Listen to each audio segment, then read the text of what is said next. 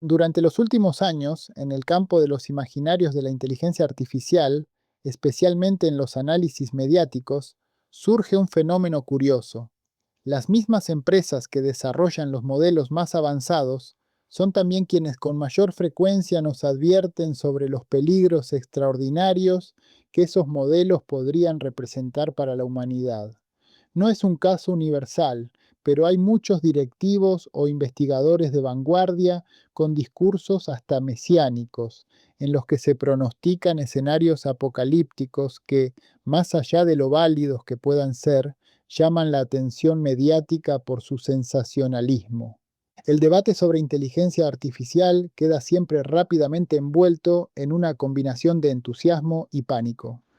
Un ejemplo son las declaraciones sobre la posible desaparición de millones de empleos, el colapso de instituciones democráticas, inteligencias artificiales conscientes, riesgos existenciales e incluso la eventual extinción de la especie humana.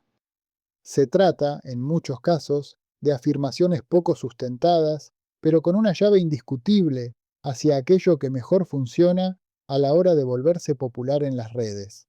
Es precisamente esa situación la que Cal Newport denomina doom trolling, una estrategia comunicacional en la que una empresa comercializa activamente un producto mientras alimenta, al mismo tiempo, escenarios extremadamente alarmistas acerca de las consecuencias futuras de ese mismo producto. No se trata simplemente de advertir sobre riesgos tecnológicos. Lo que Newport considera problemático es la convivencia entre el acto de vender una tecnología y el acto de presentar públicamente esa tecnología como una posible amenaza civilizatoria. Newport cuenta con el conocimiento para hablar del tema. Es profesor de ciencia de la computación en la Universidad de Georgetown y un reconocido ensayista que escribe sobre el impacto de la tecnología en la cultura y el trabajo. Muchos y muchas analistas proponen la posible dinámica de generar atención sobre la tecnología que se desarrolla para producir un efecto de sinergia económica. Y esta hipótesis, interesantemente, se asemeja mucho a los miedos que la humanidad ha proyectado sobre las nuevas tecnologías desde hace milenios. No se enfatiza en los problemas reales. El foco termina desplazándose hacia ideas mediáticas, casi mesiánicas, que parecen foráneas al ámbito concreto que estas tecnologías efectivamente dominan. Es ahí cuando aparece una paradoja interesante. Mientras el debate público gira alrededor de escenarios extremos, la superinteligencia, el reemplazo absoluto del trabajo humano o la extinción de nuestra especie, muchas de las transformaciones que ya están ocurriendo reciben una atención considerablemente menor. Son problemas mucho menos espectaculares, pero precisamente por eso resultan mucho más difíciles de convertir en titulares. En otras palabras, mientras el doom trolling concentra nuestra atención sobre futuros hipotéticos, numerosos problemas presentes y perfectamente observables quedan desplazados a un segundo plano. Por ejemplo, el progresivo deterioro de las redes sociales como espacios de intercambio humano. Si bien el deterioro no es un problema exclusivo de estas tecnologías, la inteligencia artificial acelera una tendencia previa, la producción masiva de contenido automático, la proliferación de perfiles artificiales y una creciente dificultad para distinguir cuándo interactuamos con personas y cuándo con sistemas automatizados. El problema ya no consiste únicamente en que una imagen o un texto puedan ser falsos. El problema es que la propia experiencia social comienza a poblarse de relaciones cuya autenticidad resulta cada vez más incierta. Algo similar ocurre en la educación y en la producción cultural. Nunca fue tan sencillo producir enormes cantidades de textos, imágenes, videos o música. Estudiantes, empresas y creadores pueden generar en pocos minutos un volumen de contenido que antes requería semanas de trabajo. Sin embargo, el verdadero desafío ya no parece ser la capacidad de producir, sino la capacidad de discriminar, seleccionar y otorgar valor dentro de una abundancia prácticamente ilimitada. Pero como educadores, sabemos que lo que los estudiantes producen, en algunos casos, no representa en lo más mínimo un logro de aprendizaje. Textos impecables que proyectan una imagen sofisticada, ¿no? Inclusive desde el análisis crítico, se desmoronan apenas comenzamos una conversación con el estudiante. El problema no consiste en que la inteligencia artificial participe del proceso educativo. Por el contrario, el buen uso de esta tecnología puede convertirse en un tutor extraordinario. Lo mismo ocurre cuando una idea es mejorada por la herramienta. El problema aparece, en cambio, cuando permite simular el resultado del aprendizaje sin haber atravesado el proceso intelectual que normalmente conduce a ese resultado. Para quienes buscan el atajo, la herramienta termina reemplazando el camino. Los logros a corto plazo se vuelven una avalancha incontenible con el tiempo. No es algo nuevo, ya lo habíamos visto mediante las trampas habituales. La diferencia es que estas nuevas tecnologías han facilitado enormemente ese camino. Es ahí cuando aparece una cuestión todavía más profunda en el proceso creativo, que ya está siendo rechazada.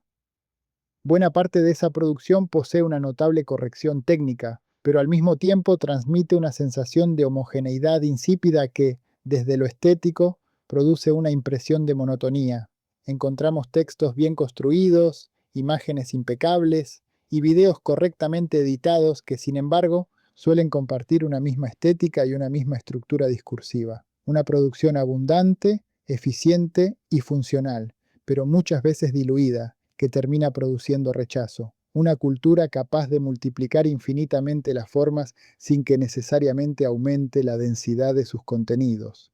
Terminamos insatisfechos frente al paradigma, del mismo modo que pasamos horas desplazándonos por las redes sociales sin sentir que hemos encontrado algo verdaderamente significativo.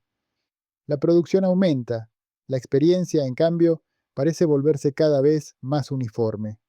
Por eso, quizás convenga volver a traer la inteligencia artificial al campo en el que realmente existe, el de una herramienta tecnológica, extraordinariamente sofisticada, sin duda, pero herramienta al fin. Las fantasías sobre una futura inteligencia artificial general, repetidas una y otra vez en el debate público, terminan muchas veces perjudicando estas tecnologías al desplazar la atención de aquello para lo que ya resultan realmente valiosas. Su fortaleza no reside en reemplazar el pensamiento humano, sino en asistirlo dentro de dominios muy concretos y limitados. En mi propio trabajo utilizo con frecuencia herramientas como ChatGPT o Gemini.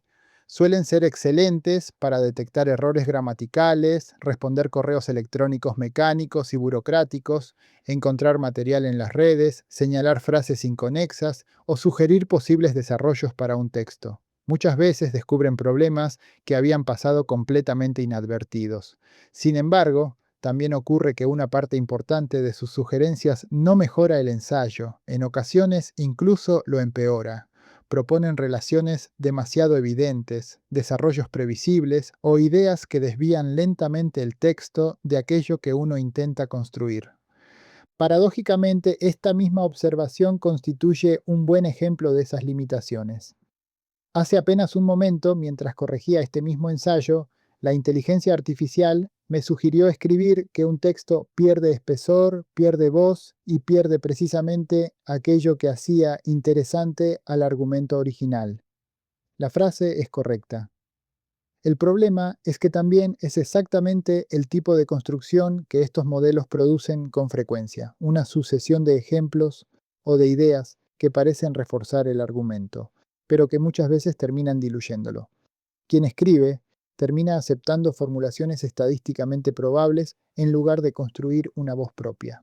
Ese es precisamente el tipo de sugerencia que conviene aprender a reconocer y muchas veces descartar, sobre todo para encontrar un equilibrio entre lo que resulta práctico y útil y aquello que conserva riqueza y originalidad. No cabe duda de que siempre existe un compromiso cuando utilizamos cualquier tecnología. El automóvil me acerca a enormes distancias en muy poco tiempo, pero ese beneficio lo pago con la falta de ejercicio y con el mantenimiento económico de la propia herramienta que a su vez debo compensar trabajando más horas para generar los recursos que la mantengan. La lectura de mis textos mediante una voz clonada no es perfecta, pero se realiza mucho más rápidamente que si tuviera que leerlos yo mismo, silenciar mi oficina, preparar el estudio y activar micrófonos de alta calidad. Toda tecnología implica una cadena de causas y efectos. Y es precisamente por eso que aprender a utilizar y entender estas herramientas resulta mucho más importante que atribuirles capacidades casi míticas o aterradoras. No se trata de delegar el pensamiento, sino de saber en qué momentos conviene aceptar una sugerencia y en cuáles descartarla. Como ocurre con cualquier tecnología madura, su verdadero valor no aparece cuando imaginamos todo lo que podría hacer, sino cuando comprendemos con precisión aquello que hace bien y aquello que sencillamente no sabe hacer.